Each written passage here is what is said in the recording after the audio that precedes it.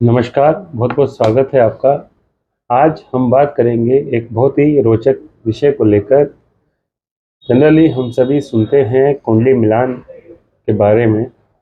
हमारे आसपास के लोग जब भी अपने बच्चों की, लड़का या लड़की की रिश्ते की बात करते हैं तो एक फर्स्ट स्टेप, प्राइमरी स्टेप जो लिया जाता है वो कुंडली मिलान होता है। हालांकि इसके अतिरिक्त भी फोटो दिखाते हैं पहले या फिर बात करते हैं, लेकिन कुंडली मिलान को भी मेन मान लिया जाता है।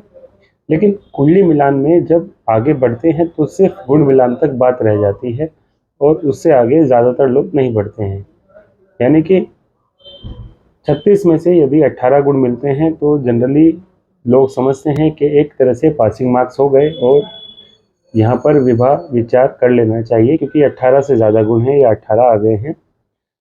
लेकिन सिर्फ गुण मिलान से ही काम नहीं चलता।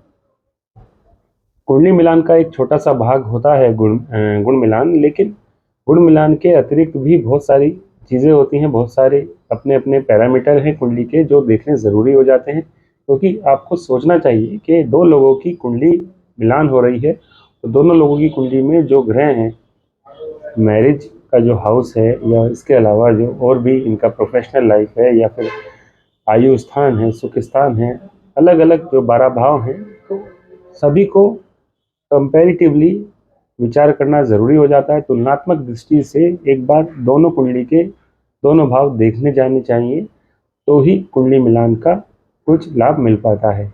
अब इसमें सबसे पहले हमें पता होना चाहिए गुण मिलान क्या होता है या गुण किस तरह से मिलते हैं। तो अगर डीपली इसको समझेंगे तो गुण मिलान पर ही एक अलग से वीडियो बन सकती है, लेकिन हम थोड़ा सा इसको संक्षेप में समझते हैं।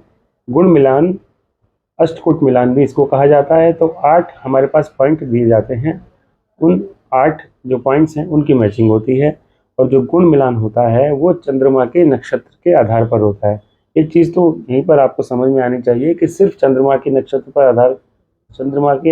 के आधार पर गुण मिलान हो रहा है तो प्रॉपर कुंडली मिलान ये नहीं है, क्योंकि चंद्रमा एक ग्रह है, बाकी 8 ग्रह और भी होते हैं कुंडली में।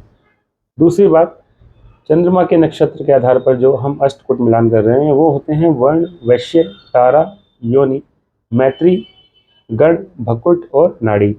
इन 8 बिंदुओं को एक एक नंबर दिया, एक क्रमशः 1 से 8 नंबर दिए जाते हैं। जैसे कि वर्ण का नंबर 1 होता है, वैश्य का 2, तारा का 3, योनि का 4 और इसी तरह नाड़ी तक 8 नंबर आ जाते हैं।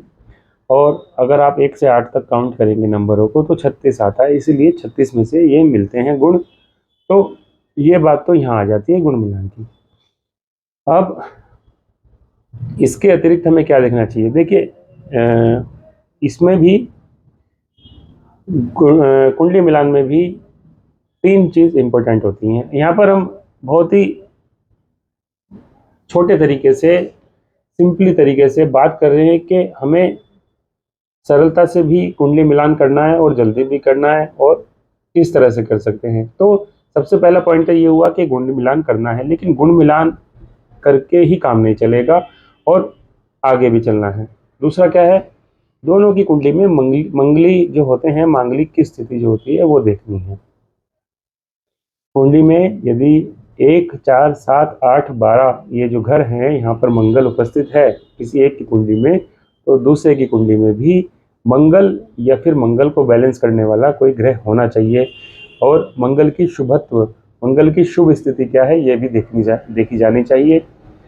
यदि मान लीजिए लड़के की कुंडली में पहले घर में मंगल है तो वो मांगलिक है, तो लड़की की कुंडली में भी पहले घर में कोई ऐसा ग्रह हो जो उसको बैलेंस कर दे। जैसा कि चंद्रमा वहाँ हो तो बहुत अच्छा होगा, गुरु वहाँ हो बहुत अच्छा होगा, केतु भी वहाँ पर अच्छा माना जाएगा, और सूर्य क्योंकि मंगल का मित्र है तो वो भी वहाँ पर बैलेंस करेंगे स्थिति को। तो इस तरह हम देख सकते हैं। अब यहाँ पर ये हालांकि हम इसको और तरीके से भी देख सकते हैं, जैसे कि एक के कुंडली में लगन में मंगल है, दूसरे के में कोई ग्रह नहीं है, लेकिन वहाँ पर मंगल की या किसी शुभ ग्रह की दृष्टि है तो भी यहाँ पर बात विचारणीय हो जाती है। दूसरी स्थिति आती है शुक्र की। शुक्र स्पेशली पुरुषों की कुंडली में स्त्री का कारक भी माना जाता है, और सुख का कारक तो मैरिड लाइफ के बाद वो होता ही है। तो शुक्र की स्थिति भी देखी जानी चाहिए। यदि शुक्र एक की कुंडली में शुभ नहीं है राहु के साथ है तो दूसरे की कुंडली में वो शुभ होना चाहिए। वो कम से कम अपनी मित्र राशि में हो या अपनी स्वराशि में हो और डिग्री वाइज भी अच्छी पोजीशन पर हो। तीसरा पॉइंट यहाँ पर, लग्न आपका क्या है। यदि एक का लग्न मेष है और दूसरे का लग्न मिथुन है, मेष का स्वामी मंगल होता है, मिथुन का स्वामी बुध होता है, दोनों का व्यवहार मंगल और बुध का आपस में शत्रुता का रहता है, तो ये विवाह अच्छा नहीं माना जाएगा, क्योंकि लग्न आपको आप रिप्रेजेंट करता है, आपके शरीर को, आपकी पहचान लग्न से होती है। तो कुंडली में लड़का लड़की के लग्न को भी देख लेना चाहिए। यदि लग्न स्वामी आपस में शत्रुता का व्यवहार रखते हैं तो ये विवाह अच्छा नहीं माना जाता। अब इसी तरह चंद्र राशि, क्योंकि हम गुण मिलान की बात आगे कर चुके हैं तो वहाँ पर चंद्र राशि भी आ जाती है। जो एक मैत्री पॉइंट आता है वो चंद्र राशि का ही आता है, चंद्र राशि स्वामी का आता है। और इसके बाद बात करें तो सप्तम भाव जो कुंडली का होता है उससे विवाह का विचार करते हैं, तो सप्तम भाव का जो स्वामी है वो शुभ स्थिति में होना चाहिए। यदि यहाँ पर समझ लेते हैं बहुत आसानी से कि यदि एक की कुंडली में सप्तम भाव का स्वामी शुभ स्थिति में नहीं है, या तो कुंडली के 6, 8, 12 भाव में बैठा है, या नीच अवस्था में बैठा है, या राहु के साथ बैठा है, या शनि के साथ है, या सूर्य से अस्त है, इन तरह की स्थितियों में यदि एक किसी लड़का या लड़की का सप्तम भाव का स्वामी है लेकिन दूसरे का सप्तम भाव का स्वामी शुभ स्थिति में है, गुरु से दृष्ट है, चंद्रमा से दृष्ट है, या फिर अपने घर पर है या अपनी उच्च राशि पर है, तो ये चीज़ बैलेंस हो जाती है।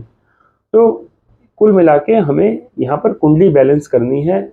और इसके अलावा हम और भी विचार कर सकते हैं, जैसा कि आप मान लीजिए कि कई बार हम देख लेते हैं कि लड़कियों की कुंडली में विवाह के बाद विदेश का योग है, विदेश जाने का योग है, लेकिन लड़के की कुंडली में ऐसा योग नहीं दिखाई दे रहा, तो उसको वहाँ पर स्टॉप कर देना चाहिए। क्योंकि सिंपल सी साधारण सी बात है, यदि ऐसा योग है तो या तो उनका विवाह होगा ही नहीं, और यदि कुछ नेगेटिव बिंदु दिख रहे हैं तो विवाह होने के बाद या रिश्ता होने के बाद टूट जाएगा। तो ये छोटी छोटी बातें भी हमें देखनी चाहिए। या एक और उदाहरण से समझें तो हमें सिंपल सा देख लेना है कि कुंडली में जो सप्तम भाव है उसका स्वामी ग्रह कौन सा है और वहाँ राशि कौन सी है। उस तरह का व्यक्ति तो उस तरह के गुणधर्म, जैसी राशि होगी उस तरह के गुणधर्म हमारे जीवन साथी के होते हैं। तो हमें मैच करना है कि हम जिससे कुंडली मिला रहे हैं क्या उसके व्यक्तित्व, उसका नेचर, उसके गुणधर्म उस तरह के हैं या नहीं। तो इस तरह प्रॉपर कुंडली मिलान किया जा सकता है। तो कुंडली मिलान करना और गुण मिलान करने में अंतर है, इसी विषय को लेकर हम आज आपके सामने आए थे। आशा करता हूँ आपको हमारी बात समझ में आई होगी। यदि आपको इससे संबंधित कोई प्रश्न भी पूछना है तो आप पूछ सकते हैं। आपने हमें सुना, धन्यवाद।